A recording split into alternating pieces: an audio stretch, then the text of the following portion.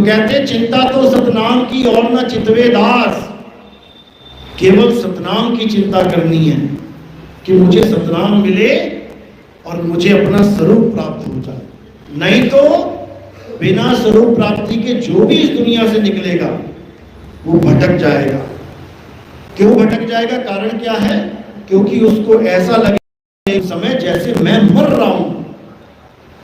क्यों? क्योंकि वो अपने आप को आदमी और औरत मान बैठा है, अपने असली स्वरूप को, सत्य स्वरूप को भूल गया और अपने आप को आदमी औरत मान बैठ गया। अब जब अंत समय आएगा तो उसे लगेगा मैं मर रहा हूं। और याद रखना, मरना कोई नहीं चाहता। मरना कोई नहीं चाहता तो कांपने लगेगा, हालत खराब हो जाएगी। उसके बाद एक प्रबल इच्छा होगी कि मैं जीना चाहता हूं। और दास कहां लगाएगा? अपने मालिक के चरणों में, कि परमात्मा मैं जीना चाहता हूं, मैं मरना नहीं चाहता। और जैसी अरदास लग गई तो क्या होगा? अरे जो जो मांगो ठाकुर अपने से सोई देवे। जैसी तुम अरदास करोगे मुझे जीना है प्रभु, मुझे शरीर बचा लो मेरा, वो कहेगा ले तू अगला शरीर पकड़। याद रखना, जो जो तुम मांगोगे वही मिलेगा। इसलिए हमारे पंथ में हम बार बार समझाते हैं, सेवा करो, सिमरन करो, जो मर्जी करो, मांगना कुछ नहीं, कुछ नहीं मांगना है। अगर मांगोगे तो लेने के लिए आना पड़ेगा, तैयार रहना। इसीलिए इसको दिया गया है नाम निस्वार्थ। सेवा करो निस्वार्थ, सिमरन करो निस्वार्थ, कुछ भी करो निस्वार्थ। अपना स्वार्थ नहीं होना चाहिए। क्यों? क्योंकि तुम एक कैदी हो और तुम रिहाई के लिए ये सब कर रहे हो। अब वापस आके कुछ लेने के लिए नहीं कर रहे हो कि मैंने लंगर में 1000 की सेवा दी, भगवान मुझे 10 गुना कर देना। आज के टाइम में जहां पर भी तुम भीड़ देख रहे हो, किसकी भीड़ है? वो भक्तों की भीड़ है क्या? एक भी भक्त नहीं मिलेगा उसमें तुम्हें। वो भिखारियों की भीड़ है, भिखारियों की। जिस भी दरबार में जाके देखोगे भिखारी बैठे हैं सारे, मुझे ये चाहिए, मुझे वो चाहिए, मुझे ये। मतलब देने वाले को तुमने इतना कमजोर समझ लिया है कि जब तक तुम मांगोगे नहीं 20 बार, वो जान नहीं पाएगा कि तुम्हें क्या चाहिए। इतनी हैरानी होती है और अपने आप को भगत कहते हैं, हम भगत हैं। अरे तुम भगत नहीं हो, तुम भिखारी हो। और साहिब क्या समझा रहे हैं? अरे चाह गई चिंता मिटी, ये मनवा बेपरवाह। और जिसको कुछ नहीं चाहिए वो ही शहंशाह।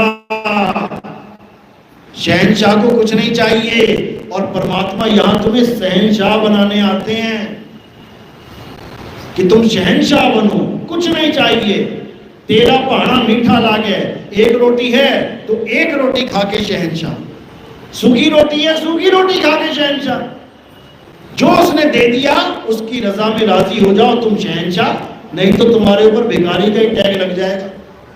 और याद रखना, अगर भिखारियों को कुछ मिलता होता भगवान से तो मंदिर के बाहर जितने भिखारी बैठे हैं ना, ये तुमसे भी बड़े करोड़पति होते। सारी उम्र उन्हें भीख मांगते और वो भी होशियार हैं, उनको पता है कि बेटा भीख मंदिर के बाहर मिलेगी, अंदर नहीं। समझ लेना बात को। भिखारी इतना होशियार है, उसको पता है कि मैं अगर अंदर भीख मांगूंगा, मूर्ति से मांगूंगा, कुछ नहीं मिलेगा। क्योंकि अगर मूर्ति कुछ देती होती तो दान पात्र की जरूरत ही नहीं थी। समझो, तुम वहां लेने जा रहे हो या देने जा रहे हो? भिखारी को पता है कि प्रभु मूर्ति में नहीं, प्रभु कहां है? प्रभु तुम्हारी आत्मा में विराजमान है। इसीलिए एक आदमी उस भिखारी को लाख रुपया भी दे सकता है, क्योंकि उसमें प्रभु है। दिल में दया आ गई प्रभु के, भिखारी को लखपति बना दिया। लेकिन तुम मूर्ति के आगे 1 लाख जन्म बैठे रहो, कभी 1 लाख की गड्डी मिल जाए तो। कहने को हमारी लक्ष्मी माता है, लेकिन अमीर कौन कौन है? देखो देशों में जो लक्ष्मी को मानते तक नहीं। अरब देश देखो, इतनी महंगी महंगी गाड़ियां, सोने के बंगले बना रखे हैं लोगों ने, एक बार भी लक्ष्मी जी की आरती नहीं गाई होगी। और हमें जन्मों जन्म हो गए गाते हुए, हम फिर वहीं के वहीं बैठे हैं। तो इसको समझो अच्छी तरह, प्रभु का वास आत्मा में है। कृष्ण जी क्या समझा रहे हैं? हे अर्जुन, मैं हर जीव के हृदय में वास करता हूं, सब जीवों के हृदय में मेरा वास है, लेकिन कोई समझ ही नहीं रहा है। इतना समझाया गीता में, इतना समझाया, लेकिन किसी के समझ में नहीं आ रहा। इसी अधूरे ज्ञान को पूरा करने के लिए एक गुरु आता है आपके जीवन में, जो उस गुप्त भेद को समझा देता है और आपकी वो आखिरी कड़ी जोड़ देता है, जिसकी वजह से, जिसके ना जुड़ने की वजह से तुम भगत होकर भी मुक्त नहीं हो पा रहे हो, वो तुम्हारी कमी पूरी कर देता है। तो इसी को समझते हुए अब हमें केवल अपने आत्मा पे, आत्म ज्ञान पे दृढ़ विश्वास रखना। दृढ़ विश्वास, जितना विश्वास हमें इस बात पर है कि मैं अपने पिता का पुत्र हूं, विश्वास है ना। किसी ने डीएनए टेस्ट कि देखो यार कहीं झूठ तो नहीं है, सोच लो, कोई नहीं करवा रहा। जबकि क्या पता डीएनए टेस्ट हो जाओ तो पता नहीं कितनों के पिता होंगे ही नहीं जिनको मान के बैठे हो। ये सही बता रहा हूं मैं। मां को सब पता है कि ये पुत्र किसका है, लेकिन हम विश्वास करके बैठे हैं कि मैं इसी का पुत्र हूं। अरे जब दुनियावी पिता पे इतना विश्वास कर लिया तो उस जगत पिता पे क्यों नहीं कर लेते? दुनियावी पिता भी तुम्हारे बिना मांगे तुम्हें सब कुछ देता है, उसको सब पता है कि मेरे बच्चे को क्या चाहिए, लेकिन तुम उसको सुनाने में लगे हो कि मुझे क्या चाहिए। दिन में 4-4, 5-5 बार भीख मांग रहे हो। साहिब यही समझा रहे हैं कि भीख मांगना बंद करो। जिस दिन तुमने भीख मांगना बंद कर दिया वो सब कुछ देना शुरू कर देगा। अरे बिन मांगे मोती मिले और मांगे मिले ना भीख। अगर मांगे सब कुछ मिल जाता ना, सबके छत पे हेलीकॉप्टर खड़ा होता आज। कौन कम है मांगने में? भगवान मेरी 100 करोड़ की लॉटरी लगा दो, 2 मिनट का काम है, जाओ माथा टेको 100 करोड़ की लॉटरी मांग लो। क्यों नहीं लग रही सबकी? क्योंकि भगवान भी केवल वो देता है जो तुम्हारे कर्म में निर्धारित है। एक आदमी आईपीएस की तैयारी कर रहा है, खूब पढ़ रहा है, खूब पढ़ रहा है और मांग भी रहा है, भगवान मैं आईपीएस बन जाऊं। पढ़ भी रहा है, मांग भी रहा है। अब जब नौकरी लग गई तो क्या कह रहा है? भगवान ने दिया। ना पढ़ता देता भगवान क्या? तो मांग भी वो रहा है जो उसको उस जीवन में चाहिए और जिसकी वो कोशिश भी कर रहा है। तो किस्मत में है तो मिल जाता है, टैग लग जाता है भगवान का। समझ लो इसको। अगर भगवान देने वाला है तो सबको देगा, ऐसा नहीं कि तुमको कुछ स्पेशल देगा। तो अब भिखारी नहीं बनना है, अब शहंशाह बनना है। और शहंशाह बनने का एक ही तरीका है, वो क्या है? अपने प्रभु की गोद में बैठ जाना। जैसे ध्रुव को ज्ञान दिया, ध्रुव अपने पिता की गोद में बैठने लगा तो उसकी मां ने उतार दिया, सौतेली मां ने। वो रोता रोता अपनी मां के पास गया तो उसकी मां ने उसे क्या ज्ञान दिया कि बेटा ये तो दुनियावी पिता है, इसकी गोद में तू बैठ भी गया, कल को ये नहीं रहेगा, फिर उतरना पड़ेगा। उस पिता की गोद में जाके बैठ, जहां एक बार बैठ गया तो तुझे उतार नहीं सकता कोई। छोटी सी उम्र 6 साल की, चला गया जंगल में भक्ति करने। तो वही चीज कबीर साहब ने भी अपनी वाणी में दोहराई है। नाम जपो जी ऐसे ऐसे, ध्रुव प्रहलाद जपियो हरि जैसे। यानी उस भाव से नाम जपो कि तुम कुछ दुनियावी चीज पाने के लिए नाम जप रहे हो, और उन लोगों ने दुनियावी चीजें छोड़ के नाम जपा। बिल्कुल उल्टा काम चल रहा है। ध्रुव ने सब कुछ होते हुए छोड़ दिया और तुम सब कुछ पाने के लिए लगे हुए हो। तो क्या करना है? अब सिंहासन पे प्रभु बैठे हैं, उनकी गोद में जाके बैठना है। अब तो जाए चढ़े सिंहासन और मिले हैं सारंग पानी, राम कबीरा एक भय हैं कोई ना सके पहचानी। एक भय है यानी तुम्हें भी उसने अपने जैसा बना लिया। अब कोई पहचान ही नहीं सकता कि कौन शहंशाह कौन भिखारी। भिखारी को शहंशाह बना दिया उसने। बस यहां अगर आप पहुंच गए तो फिर आप शहंशाह ही हो, फिर आपसे कोई टक्कर ले ही नहीं सकता। यानी अब आपको इस मोह बंधन में, इस माया जाल में कोई उलझा ही नहीं सकता। यही गीता में समझाया गया कि हे अर्जुन, ये दुनिया जो भी तुम्हें दिख रहा है दुनिया में, ये सब मेरी त्रिगुणी माया है। ये 3 गुणों की माया है और इस त्रिगुणी माया में सारा संसार उलझा पड़ा। जो भगत इस 3 गुणों की माया को लांघ कर मेरे सत्य स्वरूप को जान लेते हैं, ये स्वरूप नहीं जो आप देख रहे हो, आदमी औरत का स्वरूप, ये तो काया है, माया है, हड्डी है, मांस है, बाल है, खाल है, ये सत्य स्वरूप नहीं है। सत्य स्वरूप क्या है? आत्म स्वरूप। कि जो इस माया को लांघ के आत्म स्वरूप को प्राप्त कर लेते हैं, हे अर्जुन, उनमें और मुझ में कोई फर्क नहीं रह जाता।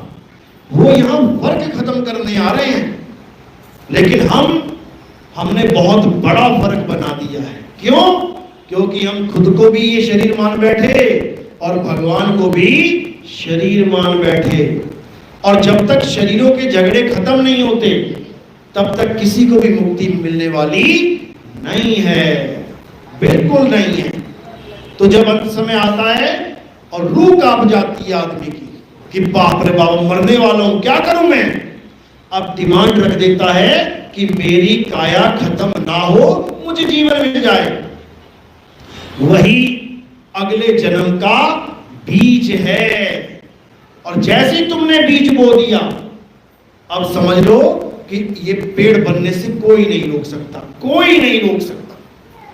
तो साहिब क्या कह रहे हैं? इस बीज का नाश कर देना है। कैसे करेंगे? अपने सत्य स्वरूप को जान के।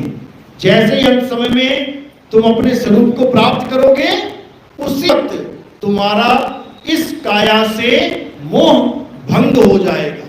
उसी वक्त तुम्हारा करोड़ों अरबों रुपए का हेलीकॉप्टर है, तुम ला रहे हो, जैसे हेलीकॉप्टर ने इंडिकेशन दे दिया कि भैया ये ब्लास्ट होने वाला है, देखो क्या होता है, उसी वक्त छलांग मार देता है पायलट पैराशूट लगा के, क्योंकि उसको पता है ये मेरा स्वरूप नहीं है, भले अरबों खरबों का है, मैं कुछ और हूं और ये हेलीकॉप्टर कुछ और है।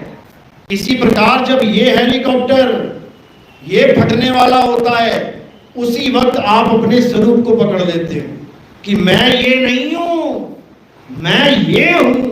और जैसे ही अपने स्वरूप को प्राप्त किया, उसी वक्त इतना आनंद आता है, इतना आनंद। क्यों? क्योंकि हम हैं ही सच्चिदानंद, हमारा स्वरूप ही आनंद है। लेकिन हम अपने स्वरूप को, अपने आनंद को भूल के हम इन 5 तत्वों में आनंद ले रहे हैं, इसलिए दुविधा में है। तो जैसे ही हम अपने सत्य स्वरूप को प्राप्त करेंगे तो क्या अवस्था बन जाएगी? सत्य चित्त आनंद। चित्त क्या है? ये हमारा चित्त, हमारा चित्त यानी हमारी सूरत। जैसे ही ये सत्य को प्राप्त करती है, उसी वक्त हमारा स्वरूप क्या हो जाता है? चिदानंद का मतलब है सत्य को प्राप्त करके आनंद में रहना। तो जैसे ही तुम अपने आनंद में आओगे, अब ये काया जाने दो। जैसे तुम केले लेके आते हो, देख के तो केले का छिलका ही लेके आते हो, हरा है कि पीला है, लेकिन जब केला खाते हो तो केले का छिलका कहां जाता है? डस्टबिन में। इसी प्रकार ये है केले का छिलका। जैसे ही तुमने अपने आनंद को प्राप्त किया, अब तुमने इस केले के छिलके को डस्टबिन में डाल देना है। तो इसी को बोल रहे हैं कबीर साहब, जिस मरने से जग डरे मेरे मन आनंद, और मरने पर ही पाइए पूर्ण परमानंद। जब तक तुम्हें मरना नहीं आ गया, मरने का मतलब अपने आप को प्राप्त करना, इस नाशवान काया से हटके अपने स्वरूप को पाना। जब तक ये नहीं समझ में आ गया, जब तक तुम कभी मृत्यु से भय मुक्त हो ही नहीं सकते, हो ही नहीं सकते। लेकिन साहिब कह रहे हैं कि जिस मरने से जग डरे मेरे मन आनंद। जब अपने स्वरूप को पा लिया तो अपने आनंद में रहना सीख लिया, और हमेशा तैयार रहना है, बिल्कुल तैयार रहना है। हेलीकॉप्टर हवाई जहाज में जब हम जाते हैं तो पहले ही वह गाइड करते हैं कि अगर बाय चांस ये हवाई जहाज क्रैश हो रहा है तो आपने क्या करना है, कैसे इसमें से छलांग मारनी है, सब कुछ पहले से ट्रेन कर देते हैं। और जो बंदे बैठे होते हैं वो तैयार होते हैं कि कुछ भी हो सकता है, उसी वक्त छलांग मारने के लिए तैयार है, लाइफ जैकेट पहनी, चल मेरे भाई।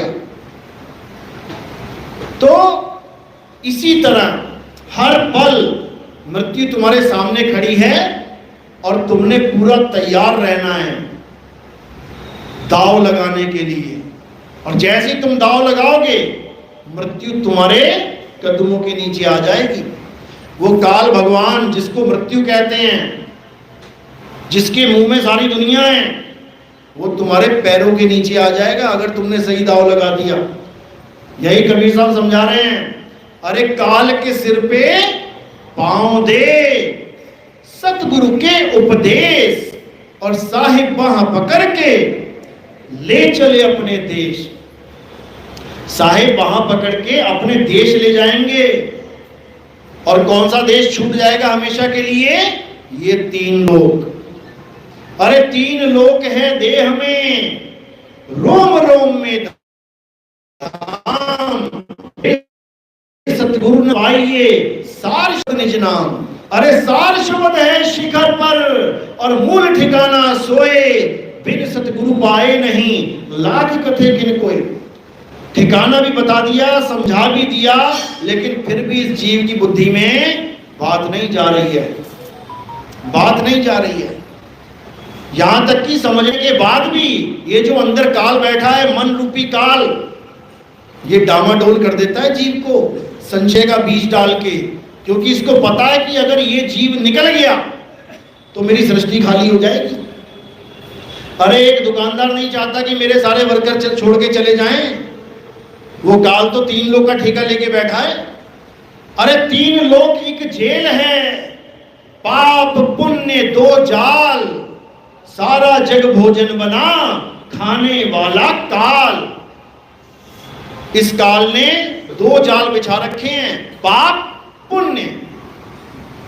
बाहर जाके देखो, देख गर्दन काट रहे हैं बकरों की, मुर्गों की, दिन भर पाप कमा रहे हैं, चोरी कर रहे हैं, ठगी कर रहे हैं, बिजनेस भी कर रहे हैं तो उसमें लोगों को धोखा दे रहे हैं। ये सब पाप का घड़ा भर रहा है उनका। उनको लगता है कि हाँ 1000 रुपये आना था लेकिन बेईमानी करके 50,000 आ गया, 1 लाख आ गया, अब मैं सुखी हूं। कुरान में यही लिखा है कि ये दज्जाल स्वर्ग को नरक और नरक को स्वर्ग बना के दिखा देगा तुम्हें।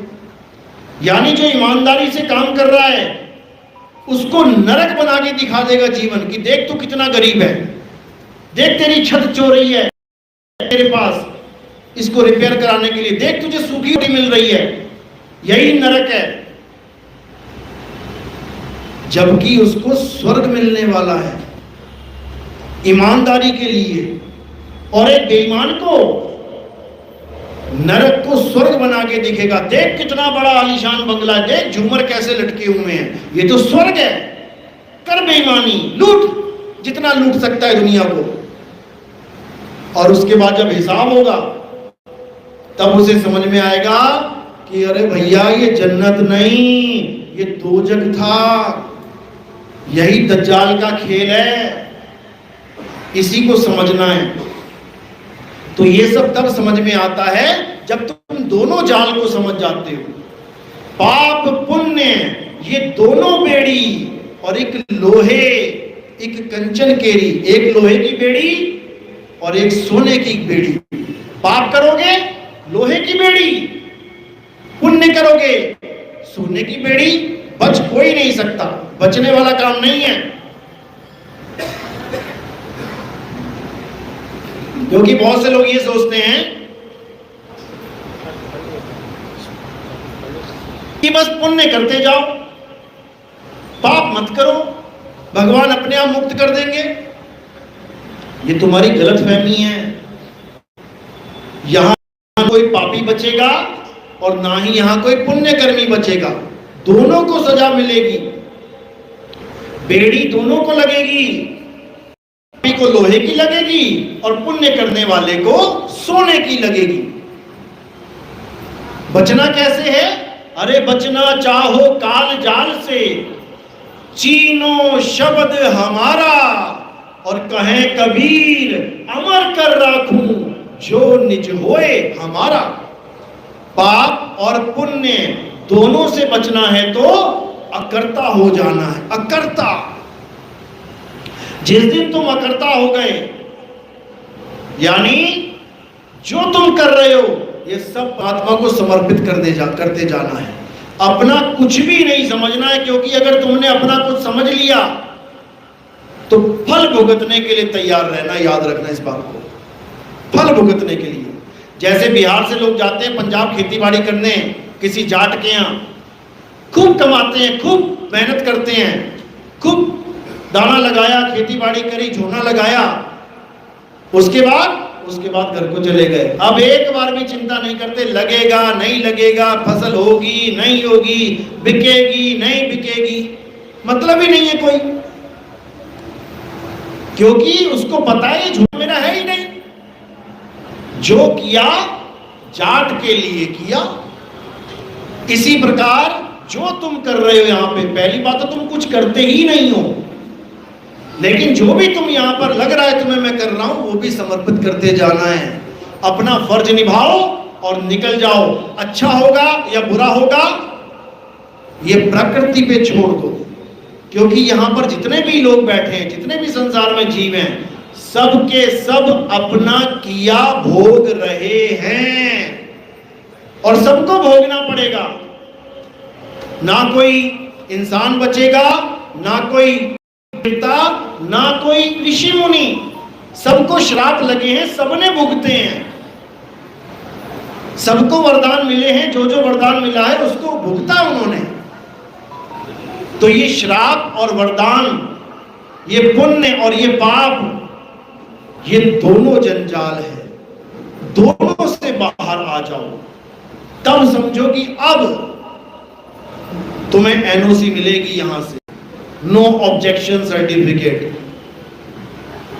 यानी अब इससे कोई मतलब नहीं है, क्योंकि इसने अपना समझ के कुछ किया ही नहीं, तो अब इसको क्या सजा दें और क्या इसको इनाम दें, ये तो निकल गया। इसी को कबीर साहब ने बार बार समझाया, बार बार, कि इस माया को कभी भी असल मत समझ लेना। जो घर में तुम्हारे बीवी बच्चे हैं केवल इसलिए हैं क्योंकि तुम्हारे परिवार में जन्म ले लिया, इसलिए तुमने उसको अपना मान लिया। वही दूसरे परिवार से जन्म ले लेते, कभी ना मानते, कभी भी ना मानते। और जिसको अपना मानोगे वही दुख का कारण बनेगा। पड़ोसियों के 3 लड़के मर गए, कोई दुख नहीं है, खाना खा रहे हो शाम को आराम से, बातें भी कर रहे, हाय बड़े अच्छे थे, हाय तीनों मर गए, और खाना भी खा रहे हो। अपना एक मर गया, कहो 3-4 दिन गले से रोटी ना निकले। समझो यही माया है। इसी माया को समझ के इससे दूर हो जाना है। अर्जुन भी रोने लगा, मेरा अभिमन्यु मर गया, मेरा अभिमन्यु मर गया, आपके होते मर गया। कृष्ण जी कहते हैं, अच्छा चल तुझे अभिमन्यु से बात कराता हूं। अभिमन्यु प्रकट कर दिया। अब वो देख रहा, अरे मेरा बेटा, तू कैसा? कहता किसका बेटा? कौन सा बेटा? अरे पता नहीं तू कितनी बार मेरा बेटा हो लिया, पता नहीं मैं कितनी बार तेरा बेटा हो लिया, कितनी बार तू मेरा दुश्मन हो लिया, कितनी बार मैं तेरा हो लिया। ये माया है पिताजी, इस माया से बाहर निकलो। यही सुखदेव ऋषि ने बताया। 12 साल मां के गर्भ में रहा, कहता मैं नहीं निकलूंगा बाहर। ब्रह्मा विष्णु महेश पहुंचे, अरे भाई निकल जा, 12 साल हो गए, तूने तंग कर रखा अपनी मां को। कहते मैं बाहर निकलूंगा तो तुम त्रिगुणी माया में फंसा दोगे मुझे, मैं तो यहीं बैठ के साधना करूंगा। कहते नहीं भाई, ये तो प्रकृति का नियम नहीं है, तुझे निकलना पड़ेगा। वो कहता केवल एक पल के लिए अपनी माया रोक लेना, मैं तब निकलूंगा। तो कहते तथास्तु। जैसे ही बाहर निकला, अपनी मां अपने पिता की तरफ देखा तक नहीं, सीधे दौड़ लगा दी जंगल की तरफ और भागता भागता नाड़ू तोड़ रहा है। मां कह रही है अरे बेटा शक्ल तो दिखा जा। कहता कौन बेटा, किसका बेटा, मुझे पूछ, मैं कैसे गर्भ में उल्टा लटक के बैठा हूं। निकलो यहां से, कोई किसी का मां और बेटा नहीं है। तो संतों ने, ऋषियों ने भी कोई कमी नहीं छोड़ी समझाने में, लेकिन हमारे ऊपर कोई असर नहीं पड़ रहा है इसका। जैसे कोयले को रिन साबुन से धो लो, कोई असर नहीं पड़ने वाला। लेकिन जिस पर मालिक की दया हो जाए उसको समझ में आ जाती है कहानी कि ये सामने जो पिता और माता बैठे मेरे नहीं है। पता नहीं किस किस के माँ बाप आ गए मेरे जीवन में, पता नहीं मैं किस किस माँ बाप के जीवन में चला गया। आज इसको माँ बाप कह रहा हूं, आज अभी मृत्यु हो जाए तो पता नहीं किसको जाके, किसके घर में जाके पैदा हो जाऊंगा, उसको माँ बाप कहता फिरूंगा। इसलिए यहां केवल लेने देने का संबंध है। मैंने 1 लाख रुपए खाया, नहीं वापस किया बंदे का, वही बंदा मेरे घर में पैदा हो जाएगा मरने के बाद। अब गले पे उंगली लगा लगा के मांगेगा, दे पापा, पापा दे, गाड़ी लेनी है, लाख रुपया दे, देना पड़ेगा। केवल लेने देने का संबंध है हमारा। इसीलिए गरीबदास जी समझा रहे, इक लेवा इक देवा दूतम, अब कोई किसी का पिता ना पूतम, कोई किसी का पिता, कोई किसी का बेटा नहीं है। जिसको ये कहानी समझ में आ जाती है वो इस ड्रामे से निकल जाता है। यही बुल्ले शाह ने समझाया। सारा मुसलमान समाज मान के बैठा है कि हम आदम अलैहिस्सलाम और हव्वा की औलादे हैं। बुल्ले शाह मुसलमान होते हुए बोले, कहते नाम है आदम हव्वा जाया। अरे मुझे आदम और हव्वा क्या पैदा करेंगे, मैं कोई शरीर नहीं हूं, मैं आत्मा हूं। बस मुझे ये पता नहीं था कि मैं आत्मा हूं, इसलिए मैं खुदा खुदा करता भटक रहा था। ऐसा गुरु मिला जिसने खुद में ही दिखा दिया खुदा, तो बन गई बात। यानी खुद में ही खुदा है, वो हमसे नहीं जुड़ा है। यही समझा रहे हो, शाह असा तो वख नहीं, बस वेखण वाली अख नहीं। तो वो हमें तब समझ में आएगा जब हम अपने आत्म स्वरूप को जानेंगे। और जैसे हमने आत्म स्वरूप को जान लिया, अब समझ लो कि तुमने सबको जान लिया। सबको। मां कौन है, आत्म स्वरूप। पिता कौन है, आत्म स्वरूप। क्या मेरी मां कभी मरेगी, कभी नहीं। क्या मेरा पिता कभी मरेगा, कभी नहीं, मर ही नहीं सकते। मौत की भी मौत हो जाएगी, काल का भी काल हो जाएगा, लेकिन मेरे मां बाप, मैं, ये सब लोग कोई नहीं मरने वाला। बस अपने स्वरूप को प्राप्त करना है, इसके अलावा सब अधूरा ज्ञान है। झूठा नहीं बोलेंगे। झूठा क्यों नहीं बोलेंगे, क्योंकि वो भी एक सीढ़ी दर सीढ़ी यहां तक पहुंचने का जरिया है। भले कोई डॉक्टर बन जाए, कोई साइंटिस्ट बन जाए, लेकिन वो कभी ये नहीं कहेगा कि एलकेजी क्लास, पहली क्लास, दूसरी क्लास को खत्म कर दिया जाए, नहीं कहेगा। क्यों? क्योंकि वही जरिया है डॉक्टर तक पहुंचने का। इसलिए कोई मंदिर, कोई गुरुद्वारा, कोई भी धार्मिक स्थान है, वो अधूरा है, गलत नहीं है। हम बोलेंगे उसको।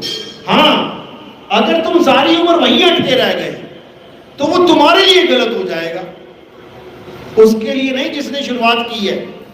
जैसे तुम 5वीं में अटक जाओ 15 बार, तो तुम अटक गए वहां पे, तुम्हारे लिए गलत है वो। 5वीं तक आना गलत नहीं था, अटक जाना गलत है, आगे बढ़ ही नहीं पा रहे, तुम्हारे लिए नुकसानदेह है वो, उसके लिए नहीं है जो अभी पहली में है। वो तो आएगा, शायद वो पार भी कर जाए। इसी प्रकार देवी देवता, मूर्तियां, मस्जिद, कुरान, कलमा, बाइबल, चर्च, गुरु ग्रंथ साहब, गुरुद्वारे, ये बहुत जरूरी हैं शुरुआती दौर के लिए, वरना तुम्हारे भाव ही नहीं जगेंगे। जिसको तुमने कभी देखा नहीं, जिसको तुमने जाना नहीं, कोई कहे उससे प्यार कर, क्या कैसे करोगे प्यार? लेकिन जब तुम उसके बारे में पढ़ोगे कि संतों ने क्या क्या लिखा है मालिक के बारे में, अरे ऐसी बात है, ऐसी बात है, तो मन में भाव उत्पन्न होने लग जाते हैं, और भाव से ही भक्ति होती है। लेकिन आगे जाके यही भाव 2 भावों में बदल जाते हैं। एक भाव जो जड़ के साथ जुड़ जाता है, और एक भाव जो सत्य के साथ जुड़ जाता है। यानी एक भाव तो असत्य हो जाता है और एक भाव सत्य भाव हो जाता है। असत भाव वाला असत्य को प्राप्त कर बैठता है। जैसे कोई कहे मैंने तो मान लिया कि इसमें भगवान है, मान लिया, तेरे मानने से क्या होगा? अगर वो असत्य है तो तुझे असत्य की ही प्राप्ति होगी, और जो सत्य है उससे सत्य की ही प्राप्ति होगी। इसीलिए कबीर साहब ने भी समझाया, ये ध्यान मूल गुरु रूप है, पूजा मूल गुरु पांव, मंत्र मूल गुरु वचन है, मोक्ष मूल सतभाव। सतभाव बहुत जरूरी है। सत्य में अपने भाव को जोड़ देना, क्योंकि जहां भाव होगा उसी की भक्ति करोगे। राम जी से भाव है, कभी अल्लाह की भक्ति नहीं करोगे। अल्लाह से भाव है, कभी तुम राम जी की पूजा नहीं करोगे। जबकि सत्य दोनों के पास है। सत्य यानी आत्मा दोनों के पास है। मुसलमान भी आत्मा लेके बैठा है, ईसाई भी, हिंदू भी, सिख भी, बिना आत्मा के कोई है ही नहीं। बस अपनी आत्मा के साथ जुड़ना है, सत्य के साथ जुड़ना है, तो सबका भाव सत्य हो जाएगा और सब एक रास्ते पे आ जाएंगे। तुमने अल्लाह बोलना है, अल्लाह बोल के सत्य को याद कर ले भाई। तुमने राम बोलना है, राम बोल के सत्य को याद कर ले। तुमने विष्णु जी बोलना है, विष्णु बोल के सत्य को याद कर ले। कबीर साहब की वाणियों में किसका नाम नहीं लिखा है बता दो? हजारों जगह मुरारी, राम, बिशन कितनी बार लिखा हुआ है, लेकिन सत्य के साथ जुड़ के, असत्य के साथ नहीं। तो इसी को कबीर साहब बार बार समझा रहे हैं कि जब तुम्हारे जीवन में सत्य धारण करवाने वाला गुरु आ जाता है, उसके बाद ये 52 अक्षरों का झगड़ा खत्म हो जाता है। तब एक अक्षर पे आ जाते हैं। 52 अक्षर जोरे आन, सक्या न अक्षर एक पहचान। वो एक अक्षर वो आदि अक्षर है। उसी आदि अक्षर का सिमरन सत्य का सिमरन है, इसके अलावा और कुछ नहीं है। इसके अलावा जितना भी लड़ लो, जितना झगड़ा कर लो, इसका कोई अंत नहीं है। तुम अपनी प्रजाति का नाश कर दोगे। जैसे हम कहते बहुत बड़े डायनासोर थे, पहले आपस में ही लड़ लगे मर गए। ऐसी आने वाली प्रजाति कहेगी ये इंसान नाम का एक आदमी होता था, बंदा होता था, यहाँ पे प्रजाति होती थी, ये आपस में ही लड़ लड़ के मर गए। इतिहास बनना है तो तुम्हारी मर्जी है, इतिहास रचना है वो भी तुम्हारी मर्जी है, रच दो एक होके। तो सब संतों ने एक ही मार्ग बताया है, लेकिन मार्ग समझने के ना आने के कारण हम सब अलग अलग हो बैठे। आए एक ही घाट से, उतरे एक ही बाट, और बीच में दुविधा पड़ गई, हो गए 12 बाट। एक ही जगह से आए हैं सारे और एक ही धरती पे आ गए सारे, लेकिन दुविधा पड़ गई। मैं हिंदू, मैं मुसलमान, मैं ऊंची जाति, मैं छोटी जाति, मैं बड़ी जाति। इसको अच्छे से समझ लो। हमारी एक ही जात है, इंसान। हमारा एक ही धर्म है, आत्मा। इसके अलावा और कुछ नहीं है। इसके अलावा अगर कुछ समझते हो तो समझ लो कि तुमने बनाने वाले की कृतियों में तुमने भेद कर दिया। उसने सबको पूर्ण बनाया है। 5 तत्व आपको भी दिए हैं, 5 तत्व आपको भी दिए हैं, जिसने भी दिए हैं सबको बराबर दिए हैं, कमी किसी में नहीं छोड़ी है। अब मैं ऊंचा वो नीचा, ये बिल्कुल भी नहीं करना, बिल्कुल भी नहीं। उसने हाथ लगा दिया गिलास को, मैं पानी नहीं पी सकता। नोट को भी तो हाथ लगाया था, चढ़ावा कैसे ले रहा है? पानी का गिलास, जबकि पानी में उंगली नहीं डुबाई, पानी का गिलास देने भर से वो अशुद्ध हो गया। और 2000 का नोट, 500 का नोट कहो उसने थूक लगा लगा के गिना हो, वो कभी अशुद्ध नहीं हो सकता। वो जितने मर्जी आने दे। तो यही सब भरमजाल है, इसको बिल्कुल दिमाग से निकालो और सब एक हो जाओ। अब समय है एक होने का। अगर अब भी नहीं हो पाए तो भाई कभी नहीं हो पाओगे, कभी भी नहीं हो पाओगे। क्योंकि अभी भी सत्य को नहीं समझ पाए तो असत्य वाले तो बैठे ही हैं, वो तो दांव लगाएंगे अपना। क्योंकि अब कली और कल्कि का जो युद्ध है वो यही है, सत्य और असत्य का युद्ध। अभी आपने देखना है कि हम सत्य के साथ हैं या असत्य के साथ हैं। और सत्य केवल एक है, अपना आत्म स्वरूप ही सत्य है, इसके अलावा सब झूठ है। जिस दिन ये तुम्हारी समझ में आ जाएगा उस दिन तुम कल्कि की फौज में आ जाओगे। और नहीं समझ में आया तो कली काल के मुंह में चले जाओगे। वो उसका तो काम ही खाना है, वो खा ही रहा है, लेकिन तुम्हें दिख ही नहीं रहा कि वो खा रहा है। चूहे को बिल्ली बन के खा रहा है, बिल्ली को कुत्ता बन के खा रहा है, कुत्ते को बाघ बन के खा रहा है, बाघ तो शेर बन के खा रहा है, शेर को छोटे छोटे कीड़े बन के खा रहा है। खाता ही जा रहा है, खाता ही जा रहा है, और किसी को समझ में भी नहीं आ रहा। तो अब समझना है, अब उसके जाल से निकलना है। अब जन्म मरण से सदा सदा के लिए अलग होके अपने आत्म स्वरूप, अपने असली राम को पहचानना है। इन राम को तो बहुत पहचान लिया, दशरथ के पुत्र राम को त्रेता युग से आज तक पूजा करते आ रहे हैं। अब हमने आत्म राम को जानना है, जिस आत्म राम की वजह से दशरथ के पुत्र भी खड़े हैं, वो शरीर खड़ा है, जिसकी वजह से कृष्ण जी का शरीर खड़ा है, बांसुरी हाथ में है। अगर आत्म राम शरीर से जुदा हो जाए तो बांसुरी भी हाथ में नहीं रहेगी। तो इन शरीरों को असत्य मानना है और आत्म राम को सत्य मानना है। यही कृष्ण जी ने गीता में समझाया। कहते हैं, हे अर्जुन, इस आत्मा को ना तो अग्नि जला सकती है, ना शस्त्र काट सकता है, ना पानी भिगो सकता है, ना हवा सुखा सकती है। इस दुनिया में अगर कुछ सत्य है तो वो आत्मा ही है। उस आत्मा को प्राप्त करना ही इस मनुष्य जन्म का लक्ष्य है, वही असली धर्म है। धर्म का मतलब होता है धारण करना, अपना सत्य स्वरूप धारण करना। अभी क्या धारण कर लिया है? अभी ये नकली काया धारण कर ली है। किसी ने आदमी की, किसी ने औरत की। अब अपने आप को आदमी औरत मान के बैठे, खुद को तो माना, अपने भगवानों को आदमी औरत मान के बैठ गए।